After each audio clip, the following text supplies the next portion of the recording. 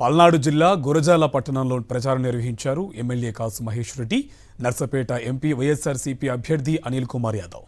చంద్రబాబు కూటమిని నమ్ముకుని ఎన్నికల్లోకి వెళ్తున్నాడని, కానీ వైఎస్ జగన్ మాత్రం ప్రజలను నమ్ముకుని ఎన్నికలకు వచ్చాడన్నారు అనిల్ కుమార్ యాదవ్.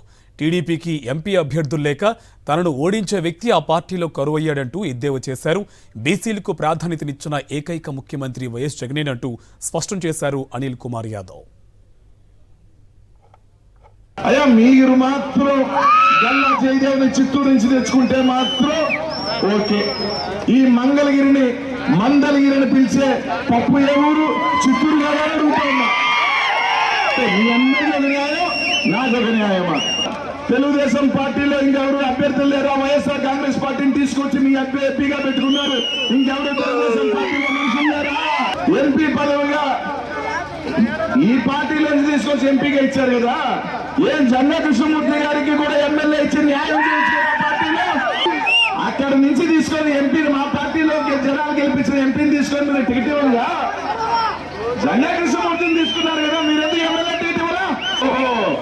అక్కడ మాత్రం అన్ని న్యాయాలు మారిపోతాయి. అనిల్ కుమార్ యాదవ్ మాత్రం అన్ని వస్తాయి, మీకు మాత్రం ఏం వర్తించవా? ప్రజలన్నీ ఆలోచన చేస్తా ఉన్నారని